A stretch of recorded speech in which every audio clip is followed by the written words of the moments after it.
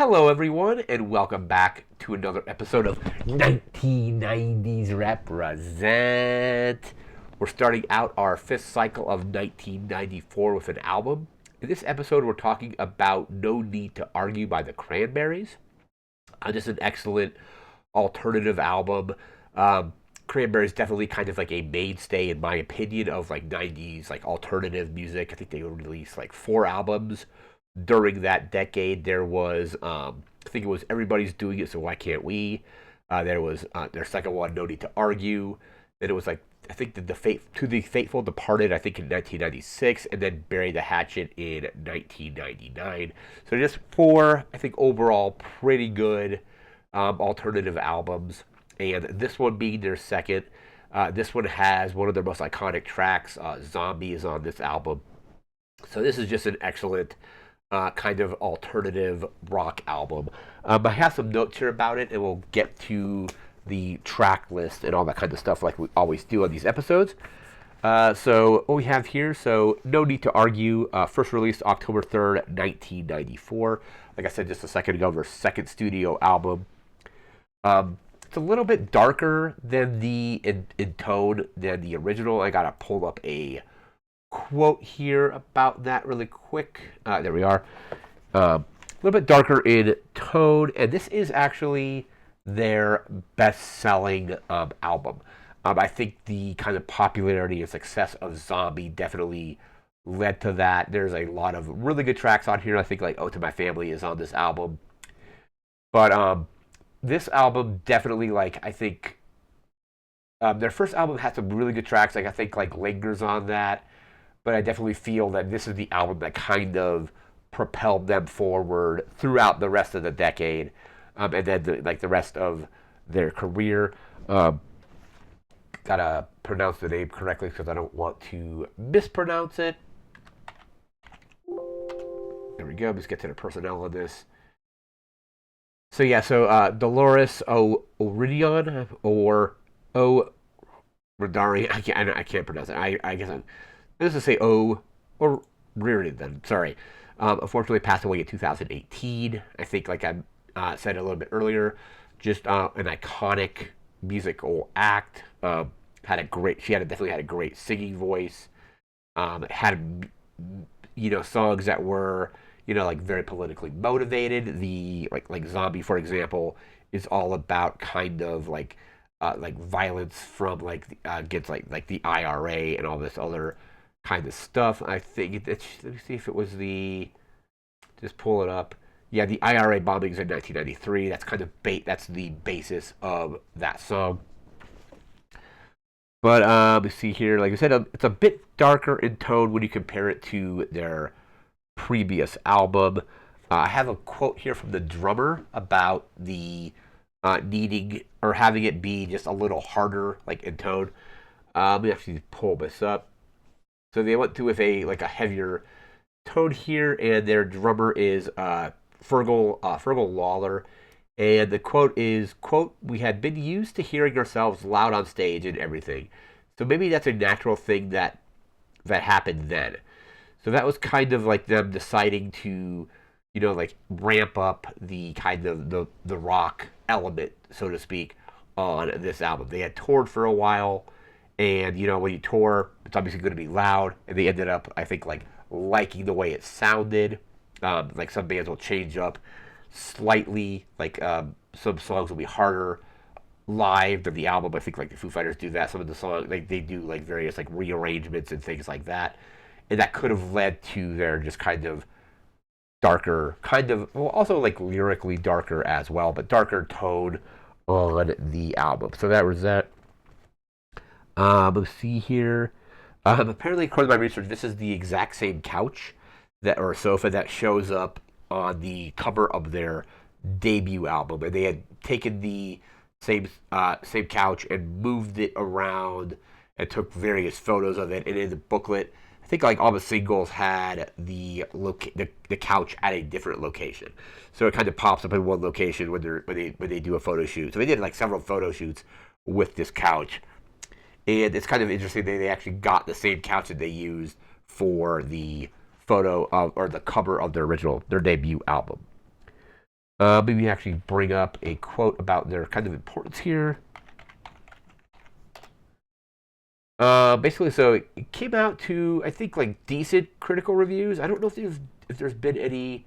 Yeah, there's a couple retrospective reviews. Some of them haven't really changed all that much. But Dylan Yadav, hopefully I'm pronouncing that correctly, um, from Immortal Reviews wrote that, quote, no need to argue their 1994 record that cemented their importance in Irish music. So they're an Irish band, and this kind of really put them on the map. Then it was also quoted as saying, quote, the rustic upbringing of O'Rinigan's childhood reflected on various tracks. So like Ode to My Family, and it gives credence to the rest of the album and its personal grassroots presence. So I think it had some pretty good reviews. So the original reviews from 1994, we're going to get to the scores.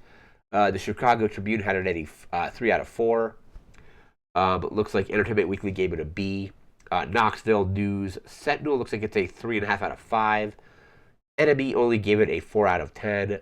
Q has it at a 4 out of 5. The San Francisco Examiner has it at a 3 out of 5. And Select gave it a 2 out of 5. And then a few other sources gave it further reviews later. These are just reviews that happened after 1994. So AllMusic now has it at a 4 out of 5. Rolling Stone only giving it a 2.5 out of 5. And Sputnik Music giving it a 4.5 out of 5. So some good reviews, some kind of middle of the road reviews like Rolling Stone. I think a 2.5 out of 5 is pretty low for this album.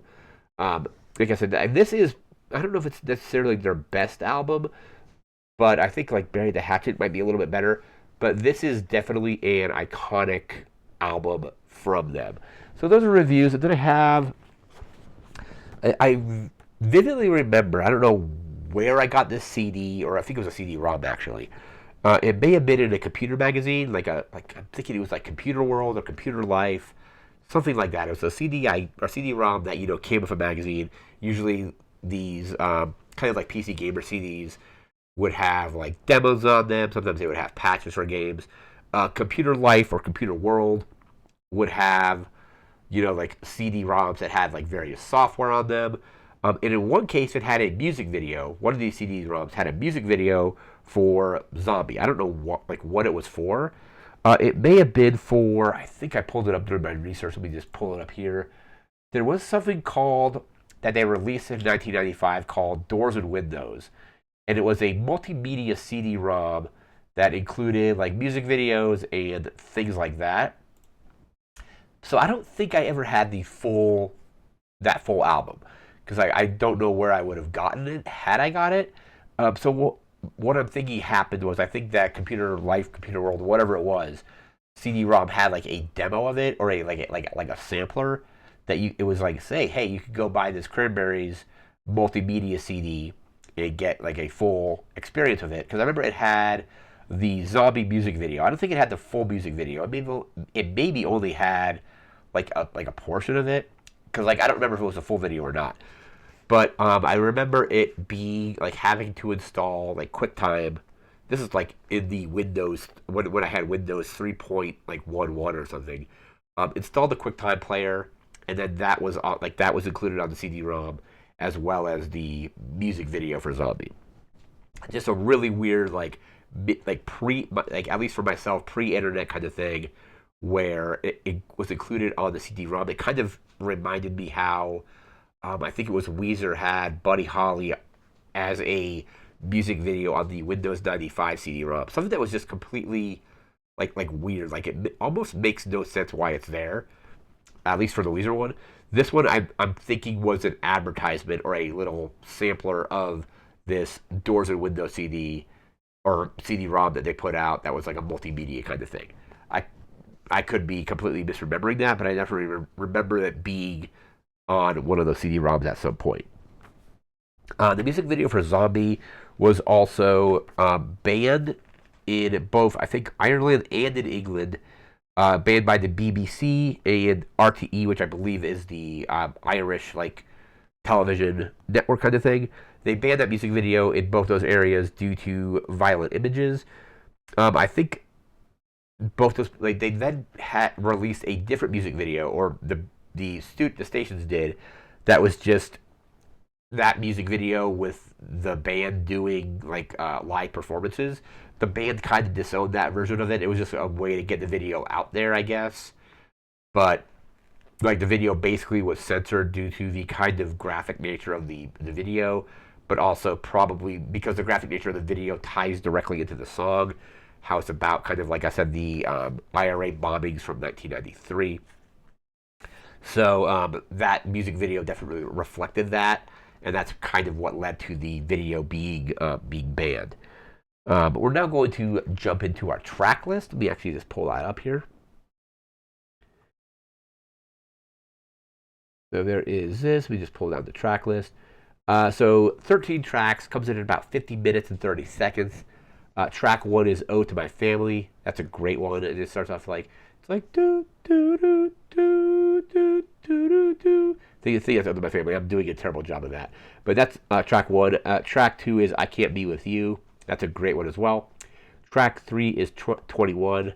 Then track 4, the iconic "Zombie," one of their most well-known songs.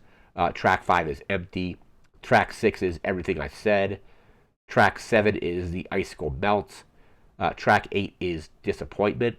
Track 9 is "Ridiculous Thoughts." I think that's also one of the better tracks on the album. Track 10 is "Dreaming My Dreams." Track 11 is "Yeat's Grave." Track 12 is Daffodil.